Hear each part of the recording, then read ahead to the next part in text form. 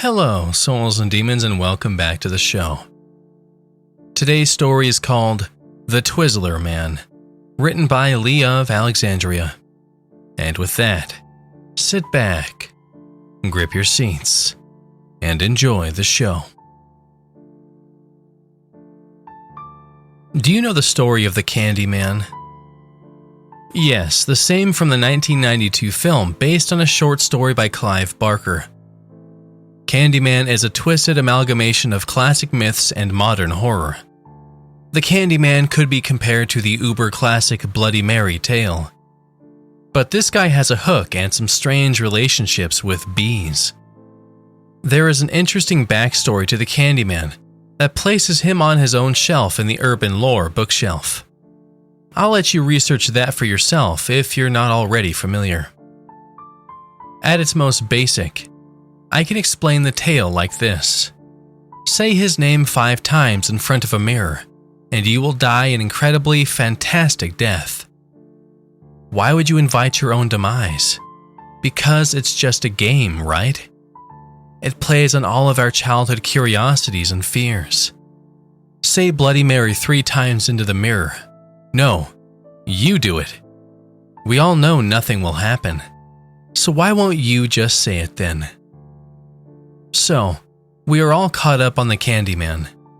Have you then heard of the Twizzler Man?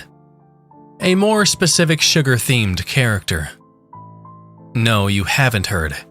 Well then, please, sit back, relax, grab a bag of popcorn and your favorite sweet treat. Turn the lights off. At least dim them.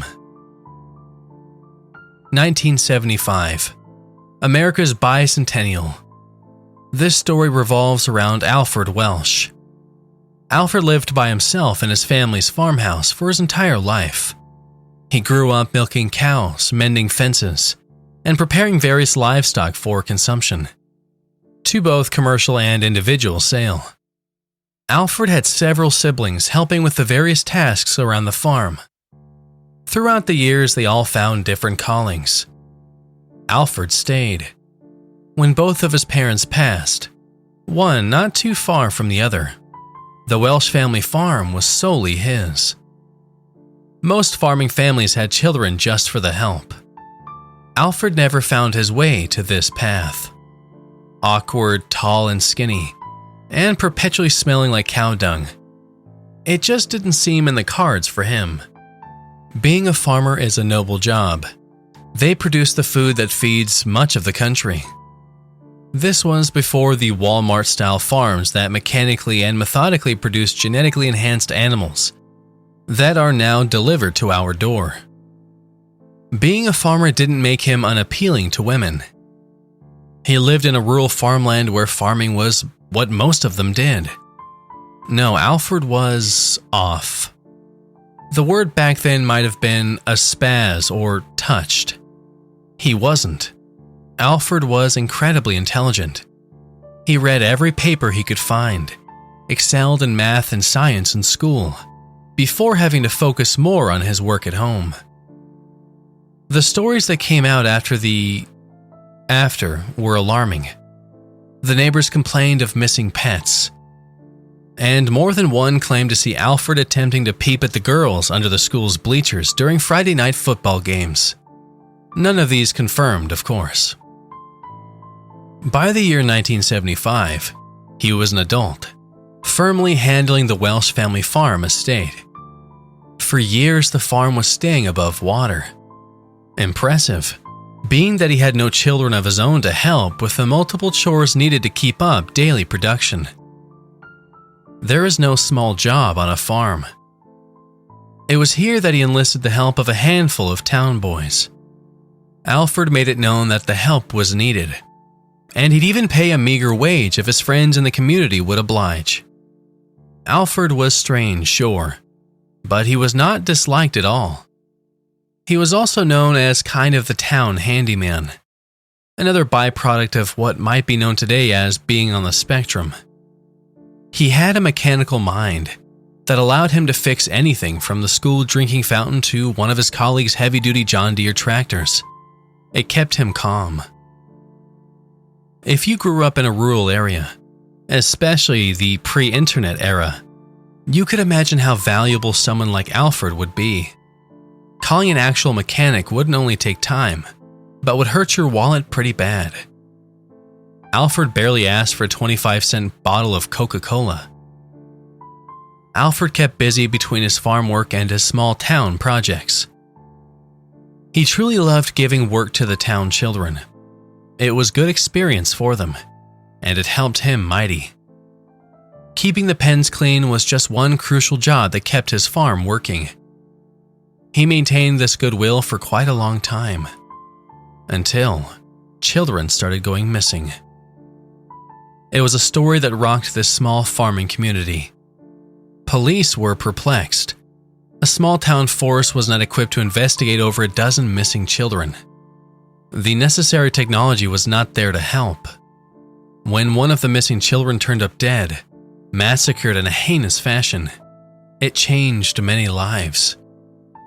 All that was found near the unfortunate 13-year-old child was one shoe and just 2 pieces of Twizzler candies.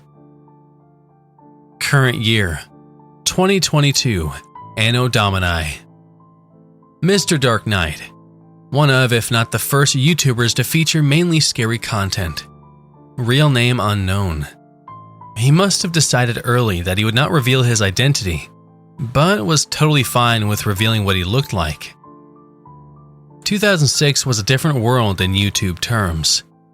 There really were no VTubers back then either way. Mr. DN, as he's known to most of his subscribers, started doing the now well-known countdown of scariest whatever. It could be top 9 scariest buildings, ghost sightings, abandoned psych wards, etc. He smartly moved to actually investigating some of these famous haunts right when the ghost hunter fever hit in around 2007. If you were around during this time, bless you, especially if you loved paranormal culture.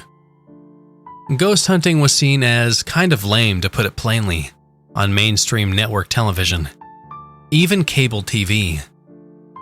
Eventually, the paranormal community broke down the walls of Jericho, letting the powers that be know they wanted content of ghost sightings, creepy shadows, and EVPs, electronic voice phenomenon.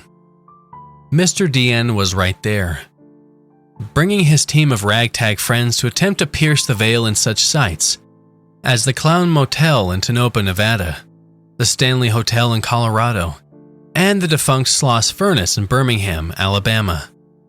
He even did a tour of some of Europe's most famous haunts, traversing some of the most interesting medieval settings in history. His channel exploded.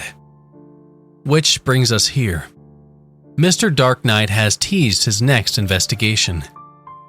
He and his team will be traveling to the middle of the United States plains to see if this modern-day Twizzler Man legend is indeed fact or fiction. What's up, guys? Mr. DN here. Welcome, Dark Nation. We are here in the supposed town that the legendary Twizzler Man was born. A lot of you asked for this, and I have to say that I was completely unfamiliar with this one. Candyman, heard of. Bloody Mary, heard of. The birthday face guy, the April Fool's killer, I know. But this one was different. Apparently back in the mid-70s, there was an unfortunate rash of missing children in this rural farm town. A dozen children went missing, from what I could research. Some of them turned up, in the worst way imaginable. You all know me. I don't dive into the grotesque or gore aspects. You can find another content creator for that. You can also search this online for yourself. There were 3 children that were found deceased. Unceremonious is the word that comes to mind. The last victim was found with a couple Twizzler candies next to his corpse, hence the sick name of this urban legend. Not one arrest has ever been made. I was curious as to a basic history of Twizzlers. Seems like they are somewhat new, no? Well, apparently, Twizzlers were introduced in 1929, after World War I and before World War II. Hershey's produced them, in fact. Now, it's somewhat noteworthy that Dark Knight is filming this as part of his TV show. Some from the younger generation might see this as a step backward. Online media is clearly the king at this moment. Television is quickly being seen as the way of the dinosaur. But Mr. Dean is a little older than the average YouTuber. He's 1 year from becoming 40 years old, meaning that he still holds a special place in his heart for TV. Getting your own show on basic cable is an accomplishment. He's more than thrilled to be hosting his own 30-minute, highly edited show on one of the travel channels that hosts such paranormal bangers these days. The Dark Knight crew pulls up to the alleged Welsh farmhouse in a convoy of about 4 black Cadillac Escalade rentals. Not only were they slick and stylish, but they are also still a symbol of making it. And they have room for the crew and their modest cache of TV equipment. The scout crew had already set up at the farmhouse. Dean did not want to see the place ahead of time. He wanted a shot of him driving/walking up to the site of what may be one of America's lesser-known serial killers' abode. He made the right call. Yo! Dark Knight looks in stunned silence. What is this, some Freddy Krueger shit? One of his producers frowns, starting to remind him that he can't curse, but quickly thinks better of it. We can easily edit or censor that. Let the man continue with his genuine reaction. It's true. They burned this man's home, with him inside. Mr. Dean takes a moment to let this location wash over him. Here's a spot in the middle of miles of farmland. Nothing else would be notable about this piece of land, except that we are looking at the charred remains of a home attached to a legend that has never been introduced to the larger American audience. All Dean saw was the remains of a stone chimney and a perimeter of what used to be a home. A slab of old concrete made up the base, and a basement hatch could be made out on one of the sides of the house. Not sure if this was a fruit or meat cellar, or what it was meant for. It appeared the home itself did not have a basement. Okay guys, we're going to set up here and start taking a preliminary look at this area. Tonight, my team and I will be doing some sessions trying to summon the Twizzler man. I'll explain the ritual later. I just can't believe this place is actually real. How does no one know about this? Mr. Dean then goes into a little more history of the lore. Town historians estimate that between the years of 1975 and 1981, more than a dozen children had gone missing from the small town farming community. A lot of parents had gained suspicion of Alfred being the key suspect, as the children that had been loaned out as help had been the ones missing. The police could never make a connection to Alfred. One unnamed parent told the local paper that he thought it was weird that all Alfred ever asked for was a bottle of Coke and maybe a package of Twizzlers. When the Twizzler candy was found at the site of one of the last victims, the town was livid. Not waiting for the police to continue their investigation, which they already felt was lacking, they apparently marched to the Welsh residence with pitchforks and torches, a la Frankenstein, and burned the home down. Knowing or maybe not knowing that Alfred was inside. Again, this is all part of the legend. The house was burned down. That we know for a fact. And we know that now seeing it. Alfred was found burned to death inside.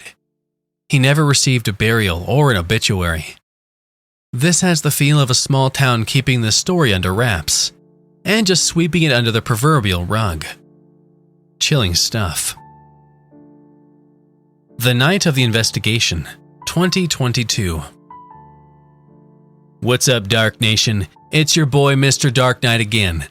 I already gave you a quick history lesson on the Twizzler man. Now, did you know that almost 47 years later, people were still going missing again in the same town? I know. Can this get any more Nightmare on Elm Street? This time, though, it's not like he's going after the children of the parents that killed him. A strange game has surfaced by seemingly unrelated folks. Amateur ghost hunters and urban legend fans have grabbed hold of this new Twizzler Man challenge on Reddit and 4chan. They flock to this farm town to complete this game, some to their own demise. Mr. DN then puts the disclaimer that while some mysterious deaths have occurred by outsiders to this area, none have officially been confirmed as a result of playing this internet ritual. Here is the game. Travel to the site, or even the town where Alfred lived. For liability's sake, I will not be naming the actual town or state. Find a solid base, such as concrete or wood on the ground, and draw a door in chalk. Surround yourself in a protective barrier of salt. Bring 12 pieces of Twizzlers as an offering, or homage to the apparent victims. Repeat the following, by yourself or with a group, doesn't matter. Alfred, see me. Alfred, hear me. Alfred, tell me what happened. Say it 3 times. After the incantation is done, close your eyes. Keep them closed for at least 30 seconds. When you open them, count the candies. If there are less than you placed, you are successful and the Twizzler Man will be visiting you soon. To do what? No one has documented. If you have more, then we all know it might be too late. Mr. Dark Knight takes a moment with his crew, doing their pre-game ritual at every investigation. It's showtime. What's up, Dark Nation? It's the moment you have been waiting for. We are here at the supposed site of possibly one of the darkest, deadliest killers in our history. But is it true? We're gonna do the ritual tonight. Stay tuned, fam. DN's right-hand girl, Miss DN, chalks the ground where Alfred lived and died. She then pours the salt and places 12 Twizzler candies as carefully as if they contained anthrax. She nods to the host of the show, letting him know it is ready. Filming? He asks. A nod from the cameraman confirms they are. Okay, Dark Nation, we are ready. I will now step into the circle. Dark Knight takes a breath, slowly falls to his knees, and starts the chant. Alfred, see me. Alfred, hear me. Alfred, tell me what happened. The camera zooms mythically on Dark Knight's face. 30 seconds of eerie silence. Then he opens his eyes. He looks around, taking in the environment that doesn't seem to change. He looks to his producer, his partner, and his cameraman. I don't feel anything. Do you guys?